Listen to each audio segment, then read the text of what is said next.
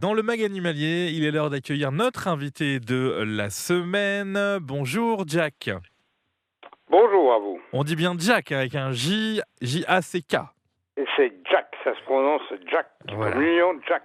Effectivement, Jack Bourran, notre Ouais. invité, pour parler, c'est important, de ce dispositif dont on entend souvent parler, c'est vrai, sans toujours comprendre exactement ce que c'est, les fameux crapodromes. Et vous nous expliquerez dans un instant, parce que crapodrome, certains peuvent penser peut-être que voilà, c'est une installation pour faire du divertissement, une petite course avec des crapauds, etc. C'est pas du tout ça, et ça, vous nous l'expliquerez dans un instant. Il y a de plus en plus de crapodromes dans Lyon. C'est important pour protéger les amphibiens, et vous nous expliquerez pourquoi et comment dans un instant. Mais avant, Jack, c'est la tradition aussi dans le mag animalier, une petite présentation, votre rapport avec les animaux. Est-ce que vous avez des animaux de compagnie? Est-ce que vous les aimez? Évidemment que oui, mais comment? Ou alors est-ce que vous êtes juste un ami des amphibiens?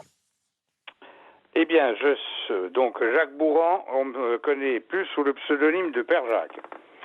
Je suis un amoureux des animaux. J'ai pas mal d'animaux à la maison. Des poules, des pigeons, des oiseaux exotiques, lapins, chiens. Enfin, je suis un amoureux de la nature. Je passe ma vie dans les bois, je préserve les oiseaux. Je suis très investi pour la nature en général. Très, très investi. Et bien sûr, je milite pour la préservation de notre environnement parce que je voudrais laisser autre chose à mes petits-enfants qu'une poubelle. Et j'y tiens tout à fait. Est-ce que vous pouvez déjà nous expliquer, avant de nous dire à quoi sert exactement un crapodrome et pourquoi c'est important, mais ça ce sera dans un instant, comment vous êtes arrivé dans ces associations qui construisent ce genre d'infrastructure? Eh bien, à Malais-le-Grand, il y a 22 ans, parce que ça fait 22 ans, 23 ans exactement qu'on est après ça, il y avait des écrasements d'amphibiens, mais alors c'était par milliers qu'il y en avait. Il y a un endroit où ils aiment traverser. Il y a eu 2 accidents graves de la circulation suite à ça, et c'est là qu'avec plusieurs personnes, on s'est dit il faut faire quelque chose. Donc on s'est lancé dans la sauvegarde de ces animaux-là. Et le crapaud. Alors le crapodrome, c'est pas une piste d'envol pour des crapauds. Non, j'aimerais revenir sur une chose que vous avez dit juste avant. Vous nous avez dit qu'il y avait pas mal d'amphibiens écrasés, même énormément, surtout, vous disiez autour de Malais-le-Grand plus tôt, et vous disiez aussi qu'il y a eu des accidents graves. Accidents graves parce que les gens essayaient d'éviter les amphibiens, ou comment ça a pu arriver, ces accidents graves? Eh bien, il y avait tellement de cadavres d'amphibiens, Que ça, essentiellement des crapauds communs, que ça glissait? que ça glissait. Il y a une personne qui a freiné, et ça a fait comme sur du verglas. Elle a fini sur le toit en contrebas, et c'est là qu'on s'est dit il faut faire quelque chose. Autant pour les animaux, pour les humains, en fait. Voilà, non mais c'est important de revenir aussi à Voilà. l'origine. Autant ça vous désolait et ça nous désolait, effectivement, mais quand on rajoute en plus la dangerosité aussi pour des gens qui sont sur la route, et ils sont obligés d'y Voilà. être, ils ont rien demandé à personne. Effectivement, là, il fallait agir. Quand est-ce que ça a commencé pour vous, la première installation d'un crapodrome, en tout cas, l'idée d'en faire? Il y a 22 ans, puisqu'on est à la 22e année. Donc, vous voyez que ça date. Alors, il faut savoir qu'il y a 11 crapodromes en Bourgogne, dont 7 dans Lyon. On est des précurseurs. Et à Malais-Grand, c'est le plus ancien. C'est nous les premiers qui avons réagi à cette hécatombe animalière. Donc, on s'était dit qu'il fallait faire quelque chose. On milite au sein de SOS Amphibiens. On a organisé des soirées fréquences grenouilles pour sensibiliser les gens, puis on s'est regroupé une petite équipe et on s'est renseigné sur quoi faire. Alors, les premières années, on ramassait de nuit avec une lampe frontale les amphibiens qui traversaient la route, mais c'était fastidieux et dangereux. Et on a donc décidé d'installer un système de sauvegarde de ces animaux. Alors, un capodrome, c'est une barrière qui empêche les amphibiens de traverser la route. C'est un grillage qui est fixé au sol. Tous les 7 mètres, on enterre un seau. Les amphibiens longent le grillage cherchant à passer et ils tombent dans les seaux.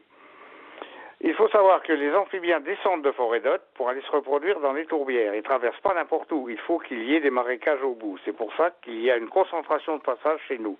Donc, actuellement, il fait 850 mètres, notre système de sauvegarde. Et donc, les amphibiens sont prisonniers dans les seaux. Chaque matin, je dois aller relever les seaux, identifier les animaux, les sexuer, contrôle sanitaire, et on leur fait traverser la route. Et pareil dans l'autre sens. Parce que notre activité est avant tout scientifique. Et il passe énormément d'animaux, puisqu'il passe essentiellement des crapauds communs, mais il y a des salamandres tachetées, des tritons palmés, tritons ponctués, tritons alpestres, des grenouilles vertes, des grenouilles rousses, des grenouilles agiles. Enfin, en fait, il passe pas mal d'amphibiens qui viennent tous se reproduire dans les marais.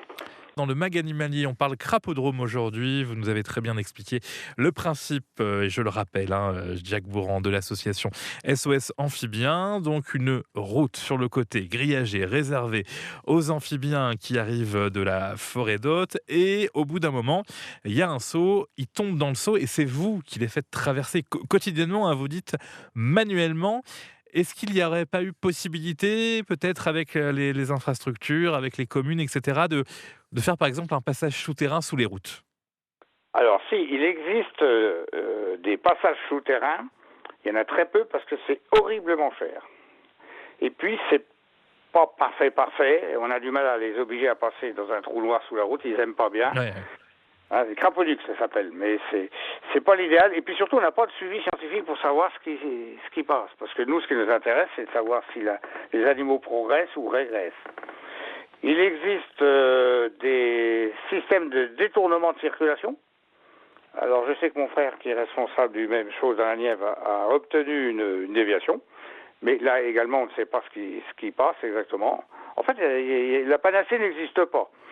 L'idéal, c'est le crapodrome tel que je l'ai conçu moi, mais c'est chronophage. Tous les jours, pendant 3 mois, il faut aller le matin de bonne heure ramasser des crapauds avant que les nuisibles les mangent. Ouais, alors votre système a un avantage énorme parce que, pour tout vous dire, vous avez eu la chance avec votre association il y a quelques semaines d'avoir un article assez complet dans Lyon Républicaine. Et donc, le journaliste du journal donne des chiffres. Et c'est vrai qu'en lisant ça, moi, je me disais, mais comment on peut savoir tout cela et donc, en 2024, vous, avec vos simples sauts, vous pouvez nous dire qu'il y a à peu près 6000 amphibiens qui ont été sauvés. Alors oui, en moyenne, c'est de 2500 à 2800. L'année passée, j'en ai sauvé 6336, exactement. Ouais, donc année record. Conséquent, oui, record. Et donc, est-ce qu'il y a une explication de météo, de problématiques? Pourquoi il y en a eu plus en 2024, on sait ou... Alors, scientifiquement, on pense qu'il y a une progression due à la sauvegarde. Parce qu'au départ, il y a 20 ans, on en prenait 400 maximum. On en est à 6000, plus de 6000. Plus il y a d'animaux, plus ils se reproduisent, plus on les sauve. Et on a eu surtout une année exceptionnellement humide, et ça a dû bouger. Parce que les amphibiens peuvent faire jusqu'à 2 km pour venir se reproduire. Donc ils peuvent venir de loin en fait. Mais l'année dernière, c'était sans précédent. J'en ai jamais vu autant, si ce n'est les chiffres qu'on avait avant notre crapodrome. Donc il y a 25-30 ans, il y avait déjà des gros passages comme ça, avant que les voitures écrasent tout en fait. Ah oui. Merci beaucoup, c'est passionnant, Jacques Bourran, vous l'êtes vous aussi. Qu'est-ce qu'on peut vous souhaiter pour la suite? Vous allez continuer à aider évidemment les amphibiens, à en sauver des milliers par an. Peut-être que vous auriez une ambition supérieure d'aider d'autres animaux, mais que c'est plus compliqué. Bah, je m'investis beaucoup dans cette activité-là, parce qu'il ne faut pas courir après tout, on ne fait rien.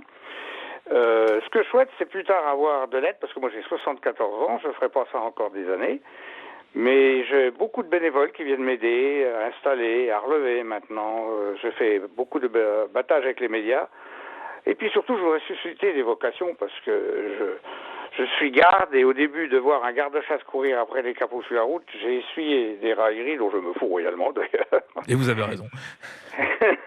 Mais il faut que les gens prennent conscience de l'importance de la sauvegarde de la biodiversité. C'est très très important pour l'avenir de l'humanité. Merci beaucoup. Faire des émules, voilà. Jacques Bourran et ses fameux crapodromes, donc le département de Lyon qui en Bourgogne en tout cas en possède le plus, et c'était pour l'année 2024. Plus de 6000 amphibiens sauvés, un peu plus que chaque année, mais ça en fait des milliers et des milliers à votre actif, vous et votre association. Merci beaucoup Jacques et à très bientôt. Je vous en prie, à votre service, au revoir.